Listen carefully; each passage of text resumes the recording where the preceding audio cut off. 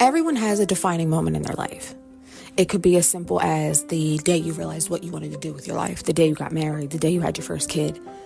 Others, it's more definitive moments, like, maybe the day their divorce was final, maybe the day they found out that they were adopted. Whatever the situation, a defining moment in a person's life is that moment when they realize that they are different than most of the people around them. And in my case, my most defining moment, I found out that I was a lot like the woman who I admired more than anyone else in the world.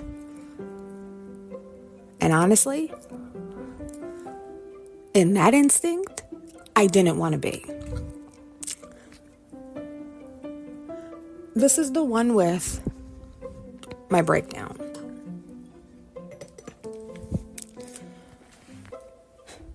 So about 4.5 months ago, I came to the realization that my relationship was over. People who have been tuning in for the last 3.5 years, well aware of the fact that I initially did this series as a way to kind of talk about my experiences as a bonus mom to these two really great kids and how I was basically going from hoe to housewife and, the different experiences that I've had while having a polyamorous wife, a evil troll as a mother-in-law, and a really interesting influx of relatives, friends, and family along the way. However, that relationship has unfortunately come to an end. Can't say that I'm surprised, but I'm a little disappointed in myself. And one of the many reasons why the relationship didn't last can be stemmed back to the day that I realized that my mental health was not as strong or as strong-willed as I thought it was. People that have been listening for a couple of years now know that at one point I was a stay-at-home mom. It happened after my father-in-law got cancer and later passed, and I kind of became the sole person who watched the kids so that my spouse could work. It was not because I couldn't work. It wasn't because I didn't want to work. It was because it was what I thought I had to do as the wife of someone who I really loved and the co-parent of these two kids that I literally loved more than anything else on the planet. During that time, it was a lot of negativity between me and my mother-in-law. It was a lot of tension, a lot of anger and animosity. It grew. It was also my brother-in-law, my wife's nephew, just a whole bunch of drama and nonsense. Over time, I went from being very defensive, very, fight and, ready to get it on or whatever and argue with everybody. And then suddenly I just started going within myself. I didn't want to fight anymore. I didn't want to argue about the same thing every day. It was almost like my mother-in-law only had one mode. It was, you can't raise my grandchildren because you're white and gay. You shouldn't be married to my daughter because you're white and gay. She thought that I was a thief and a liar and everything else under the sun. And for people who've known me for years know, liar and thief are two things that are very triggering for me. I went through an entire phase in my middle school years and into high school where I was completely villainized for a rumor that got started about me stealing. That then kind of catapulted me into this childhood bullying fiasco that really kind of shaped most of my childhood.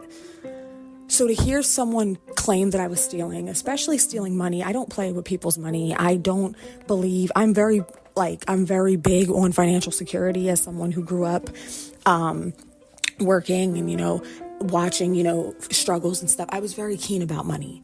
So for you to accuse me of stealing money when I was not only not stealing, but I was the one who was telling you that shit around the house was going missing. Slowly over time, my mental just started to disintegrate. I was not paying attention to what was going on around me. I was completely disengaged with the kids. I was completely disengaged with my spouse. And I didn't even realize over the course of 6 or 7 months that me and my wife hadn't even had sex. I was so disengaged with everything around me that I didn't even notice that we weren't being intimate. And as anyone who knows my wife knows, she was probably being intimate with somebody else, but that's a whole other story. I was just completely off my center. While all this is going on, I basically have little to no relationship with my family, my mother and my sisters and my aunts and uncles and cousins and things. I had no relationship with them at this point because they all didn't want to watch me go down this rabbit hole with my wife where they thought I was going to end up in a casket or I was going to end up in an insane asylum, because they all knew that the way my mother-in-law treated me was going to put me in one of two places, either in a padded cell or a cardboard box. And, they ended up being right. In May, the boys were taken out of school because they were getting bullied by teachers, kids, and parents. And we decided to pull them out of school and enroll them in virtual school. Totally fine. I wasn't working. Obviously, it was decided I would be the parent that did school. With that being said, I wanted full autonomy. I wanted to be able to do it exactly how I wanted to do it. Schedule. So come September, things have kind of been working kind of well. It's like the third week of school. And I had gone to my mom's the weekend before. And I had gone to the cemetery to visit my grandmother's grave and all that kind of stuff. And it was my first real reintegration back into my mom and my sister's lives. So I was in the car and my sister hit a pothole because we live in PA and that's every 3 minutes. I re-injured my neck that was hurt in a car accident a couple of years before that. I was in so much pain. I was in so much agony that I could not even concentrate. The pain was so excruciating that I literally did not sleep for days. So about 4 to 5 days into this pain, I asked if I could have a muscle relaxer for my mother-in-law because she was like a pharmacy. She had every fucking pill you ever needed for pain or anything. She gave me a muscle relaxer and I went to sleep. School was supposed to be the next day. My wife was like, you know what? No, I'll do school with the kids the next day. You just get some sleep. You haven't slept in days. When I woke up, I was not me. I was not me. I was a completely different person. And I had no control over a fucking thing that I was doing, and I had no idea how to stop it. I will just preface this by saying, the mental illness that I was diagnosed with is bipolar 1 and 2. And the overall symptoms or the overall nature of it is that people with bipolar make very impulsive decisions. They do without thinking, and they do without any kind of they don't think about reprimand. They don't think about what comes next. I didn't realize it until I was sitting in therapy in a 72-hour psych hold at Friends that I learned just how much everything that had gone on in my life from the time that I met my wife to that day in particular when I was sent to Friends to go to intake and to be processed. A lot of the shit that I had done over the course of the last 4 years were signs and symptoms that there was something wrong. Number one, impulsivity. I had been in 2 serious relationships before my wife, and never, ever, ever did I ever think about moving out of my family home. My family and I had an arrangement, and, we all pitched in, we all helped each other out. I had no plans on ever leaving, at least not until, everyone got more stable. I moved out after knowing my wife for 6 months. I moved in with her after 6 months, and I just completely up and abandoned my family and had no idea that it was probably the most worst decision of my life. But I didn't care because I didn't think about what it was doing to them. And that was something that I always did. I always put everyone before me. From the time I started working for the pizza company that I worked for, I put my entire family subconsciously, on my back. No one asked me to. It wasn't I just knew that I had to be the one to make sure that enough money was made and that things were good so that everyone would be happy. I took that on. So for me to leave them and have no plan or nothing on how they were going to survive financially was not me at all. Another thing, the inability to tell the truth. Having a constant flow of pathological lying has always been something I've struggled with. It mostly came out of a sense of I wasn't believed when I told the truth, so I stopped telling the truth. When I was 10 and I told my best friend's mom that her nephew sexually assaulted me in her bedroom, she didn't believe me. And ever since then, I didn't tell the truth. Because what's the fucking point, But I started noticing the lies as I got older, started to get a lot worse and a lot more dangerous. Another thing is sexual promiscuity. Anyone who knows me knows I love sex. I love women. It's kind of the whole point of this series too. But I noticed that I was also being sexually promiscuous with people that I shouldn't have been. Particularly one man in particular who not only had a stake in my married family, but also was a man. I was having consistent sex with someone who I should not have been. And it was like I had no control over it. Like, not to say that he assaulted me or none of that. I knew what I was doing, but at the same time, I didn't know what I was doing. It was like I was so out of it. I was on autopilot for months. And a lot of that happened after my father-in-law died. And the night he died was probably the second most traumatic night of my entire life, next to the day my grandmother died. Which is one of the things that my doctors had told me was when I watched my father-in-law die similarly to how my grandmother did, it broke something inside and I completely went inside myself. And it was like from that day on, I wasn't me. I was doing things I would never do before. I was drinking and smoking every day. I was doing recreational drugs every day. I was being very unhealthy. I was isolating myself from friends and family that I already didn't isolate myself from for the last couple of years. And I literally had no one to lean on because I didn't want anyone to see that I was becoming something I didn't like. I just thought it was me making bad decisions. I didn't know that there was anything wrong because I just thought this was what I had become. There was one person who was actually really supportive and really there for me during my struggle and like the end of my relationship. And she's been a consistent friend to me even now. And I give her a lot of credit because I could not be friends with me. I would not be friends with me because I'm a lot and it's annoying. But I digress. The morning I woke up and I was just completely out of it, I immediately snapped when I realized that the kids had done school, the house was being cleaned, and I wasn't needed. I had this incessant need to be needed by everybody because I felt like, what was the point of me giving up my career and being a stay-at-home parent if I wasn't needed in the home? You know, like I thought to myself that I was so much more important and intricate to the family system than I actually was, that to wake up and realize that I wasn't as important as I thought, it like broke something in me. And I immediately went on a rampage. I argued with my wife for hours. I argued with my mother-in-law for hours. And I don't even remember what happened. The entire argument lasted about 6 hours. And there's about 4.5 hours that I don't remember. And still to this day cannot tell you what happened. What I can tell you is that after having a screaming match, I came to in the downstairs bathroom with the door locked on the phone crying to my mom, asking her to get me help because I didn't know what was wrong.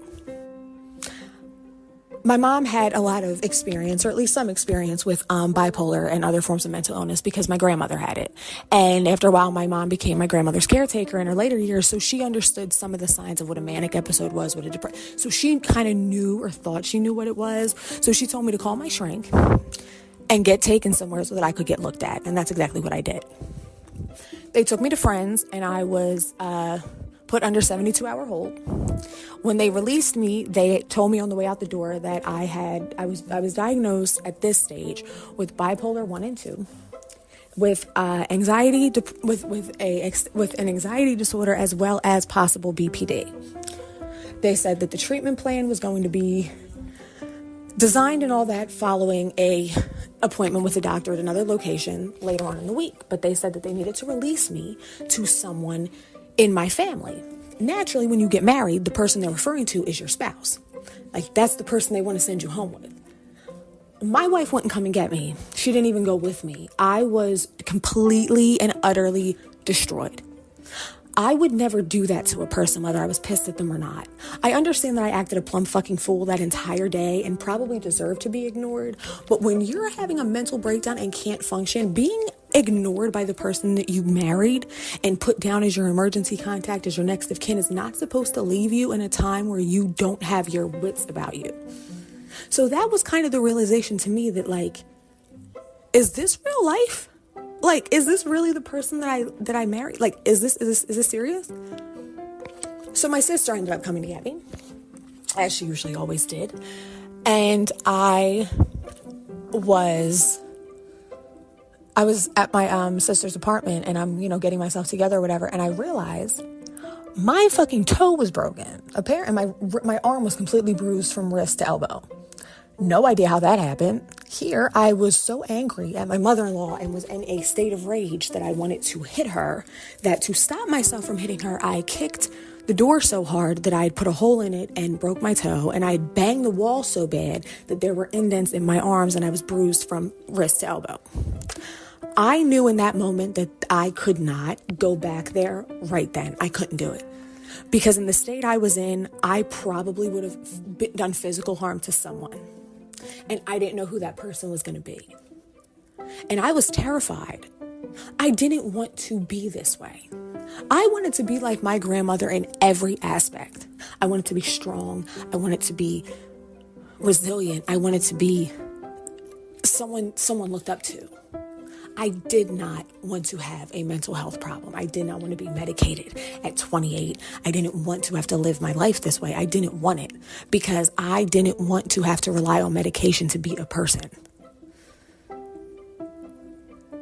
Then throughout therapy and everything, I was, kind of rewired to understand things a little bit differently. And I realized, a big trigger with me is death.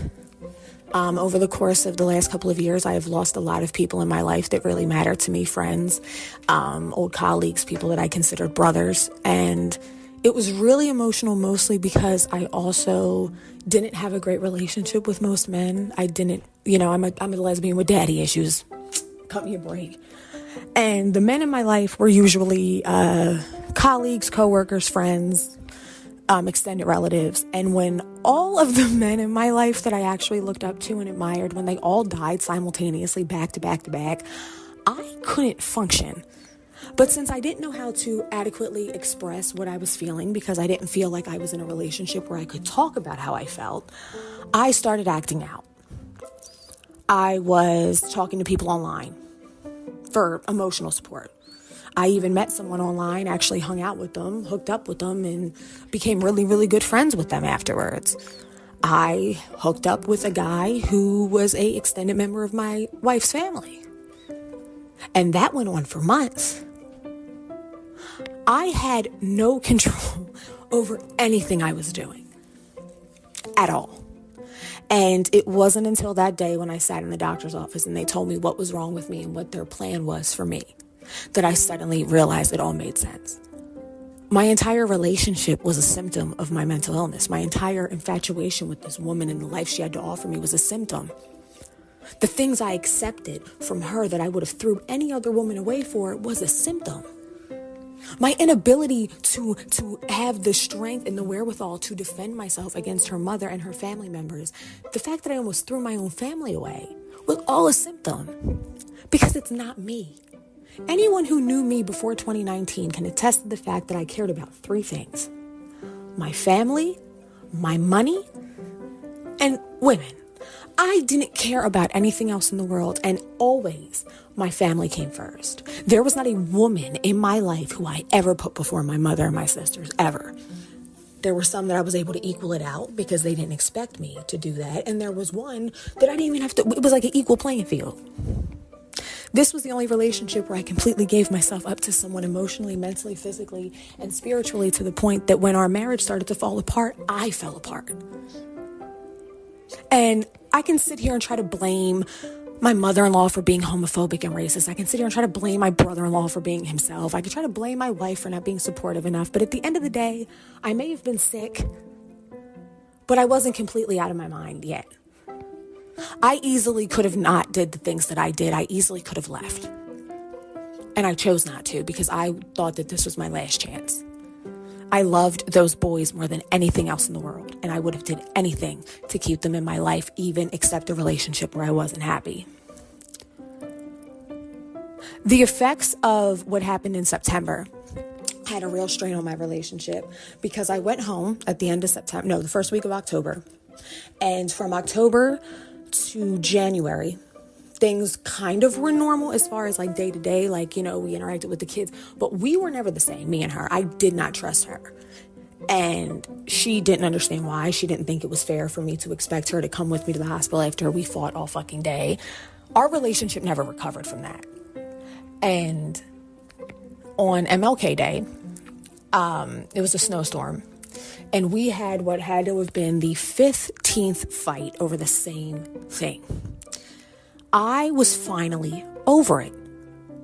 I wanted to go back to work. I wanted to go back to school. I wanted to continue my education because it had been 2.5 years since I had actually worked a full-time job. It had been almost 2.5 years since I had had my own source of income. And it was 2.5 years since I had basically given myself to a household of people that didn't appreciate me or respect me. And I wanted out. If I couldn't have the type of relationship that I wanted, I needed to have the freedom to have a personality, or else I really was going to go insane. Apparently, the plan I wanted to take night classes, get a part-time job, and take the LSATs so that I could become a public defender, that didn't fit into my wife's plans, which was to work a full-time job, go to night classes, and I was just expected to stay home. All of these decisions were made between her and the two boys' dads. None of it was me.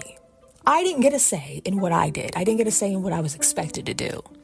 And I lost my ever-loving mind. And we fought from 6 p.m. to 11 o'clock. And at 11:45, I heard her say, which I now know I misheard, I heard her say that I'm done. I had told her that if she ever threatened divorce with me, knowing that I would be homeless and unemployed and nowhere to go, I was going to leave. So I packed up what I thought was all of my things in a trash bag and a suitcase, texted my friend if he could give me a couple of dollars for a lift, and in the middle of the night, I got in an Uber and never went back. I left some things that, I left my entire underwear drawer. I left about 4 or 5 pairs of shoes. I left appliances. But a majority of my stuff that I really needed, I got. And after that incident in September, I kept a majority of my personal documents at my mom's. On New Year's Eve, when I went up to my mom's, everyone knew that I was done with her. Like, I was over it. I sat at the table, and the only thing I could say was how much I loved the kids and how much I didn't want to leave the kids. My feelings for her had gone from being so infatuated in love and obsessed to basically being like, I'm only with her because I have love for her as a friend. She's been my best friend for the last 5 years, and I don't want to lose her in my life, and the kids mean a lot to me. But I can't stay in a relationship, and I'm staying for kids that aren't biologically mine. I'm staying for a future where I'm never going to have the same ability to be myself that she can. I can't turn around and get a job on a whim. I can't turn around and go out on dates and have different partners. I can't do any of that. I'm expected to be a stay-at-home mom, and that's all I'm allowed to be. And it was time for me to go. I regret a lot about that entire experience. I regret not saying goodbye to the kids. I regret not giving me and her, the opportunity to talk in the light of day and not me just leave in the middle of the night. And I regret the fact that I hid like a chicken for weeks before I even reached out and told her that I was over it. I was so weak my entire relationship. I turned into a person I didn't recognize, a person my friends and family didn't recognize. And I told myself when I started self-harming again in 2021 that I had to leave. I had to get out of this situation. The self-harming thing was at the time when things were really toxic between me and my mother-in-law, and I just needed an escape. And I hadn't hurt myself for years. And when I started doing that again, I knew that I either had to get out of there or I needed to get an outlet. So I started doing the podcast. I started writing. I started finding little things to do during the day while the kids were in school. I tried to find projects to keep myself busy so that I didn't go stir crazy.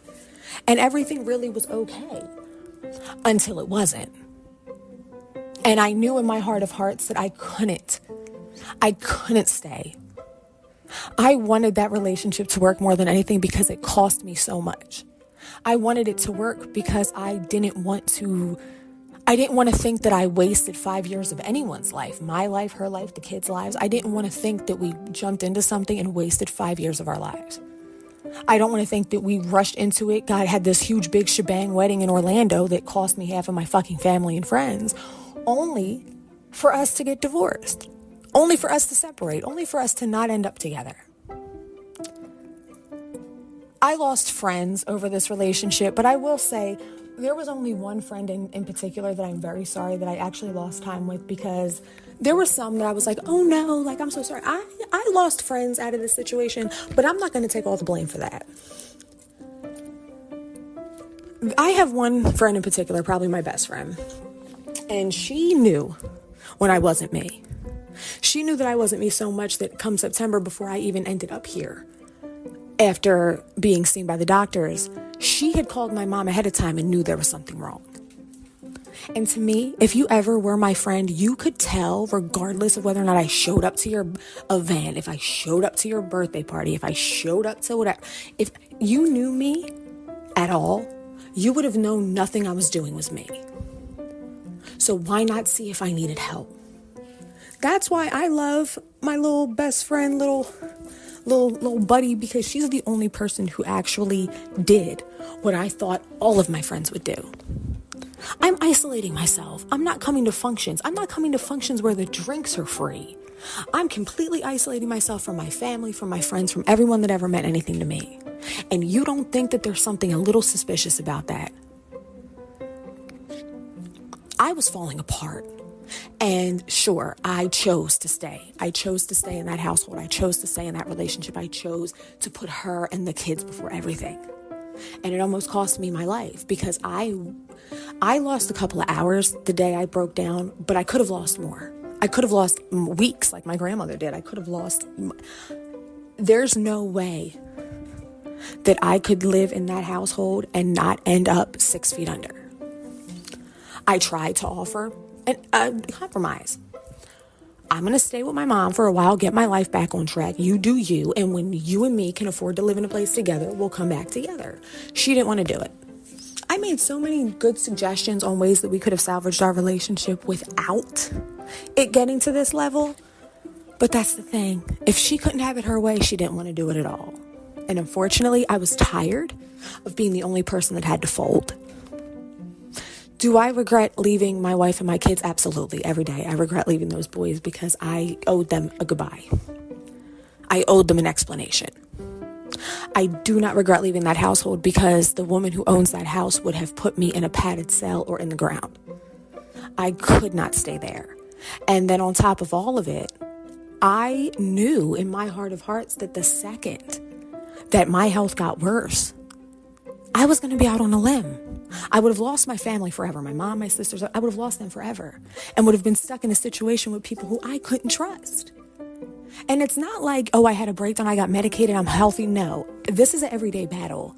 I literally have had days where I can't function, where I can't think, where I can't talk. It's an everyday battle. It wasn't just fixed in one day, and that's the thing. I couldn't afford to live in an environment where I wasn't supported, because no one gave a fuck.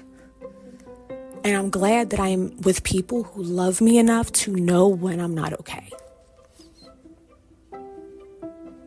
Do I think I'll ever get married again or have a relationship? Probably not. I mean, I'll date. I'll meet new people. I'll go out for drinks or dinner or something. I'll probably have, I need to have sex. But I don't ever see myself getting married. I don't ever see myself having a real family with anyone, because I can't trust myself. I can't trust that I won't turn into the same monster I was. I can't promise myself that I won't fall into the same habits and that I won't just accept whatever, because I want to be loved. So now, this is officially me saying that Erin is back to her old self. This is Erin 2018. No, not 18, 17. Because 2018, I was a fucking mess. This is me prior to the abusive relationship that I was in and the toxic narcissistic relationship I was in. If I could just go back to who I was then, workaholic, hung out with friends, hung out with family, was genuinely happy with themselves, and just enjoyed life while also working the career that they want and working towards goals, I would be fine. Sure, would I like to go out on dates and be around women and stuff and in the scene and stuff? Absolutely. But that's not my priority right now, because I need to get me back.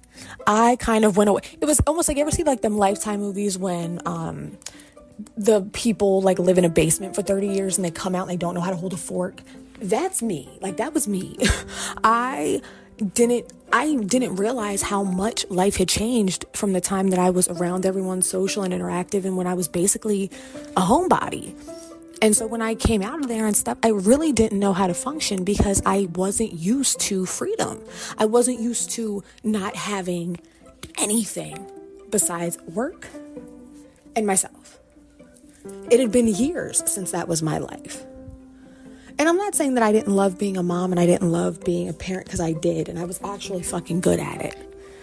And I miss the kids, I miss that interaction, I miss helping little minds grow and things, but I also miss putting me first. I miss sleeping in. I miss going out. I miss socializing with people who want to be around me and not people that are only around me because they want to be around my wife. I missed going to places and feeling like I was a part of a group of people who actually wanted me there, rather than feel like a third wheel or feel like this shadow that just follows somebody around. And lastly, it felt amazing to be around anybody who acknowledged that I was beautiful, that I was different, that I was intelligent. It had been years since I'd ever gotten a compliment from anyone. I was just broken down and beat down for years. And I lost the person I was before I went in that house. And I lost the person that I was before I met her. Because it's crazy, before I met her, I had healed from a really bad situation before that. And I was confident and I was into it, and I liked how I looked, and I liked what I was doing with my life, and I was ready for it. And then it was like I got with her and it all went away. And I can't do that again. I can't afford that again. I'm going to be 30. I cannot afford to keep going back.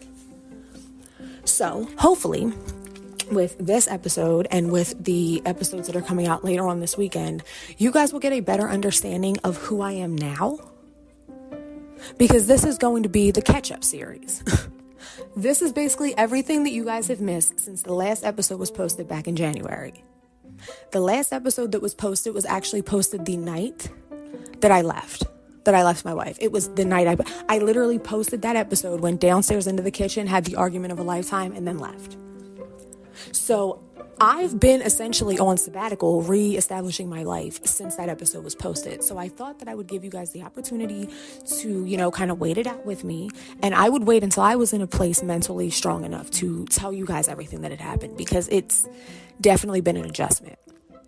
So this weekend is going to be 2 other episodes, one tomorrow night at 9 and one Saturday morning at 4, Saturday night at 5.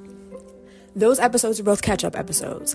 It is, the episode tomorrow night is the apology tour, where I basically explain to you guys how I've basically been groveling on my hands and knees for people to forgive me. And lastly, the episode on Saturday is going to be reintegration into the life of a person who has no fucking idea what they want. And lastly, if they even want to date again.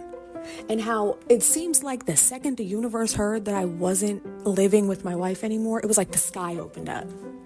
And all these women was like, she's back? I ain't back for that.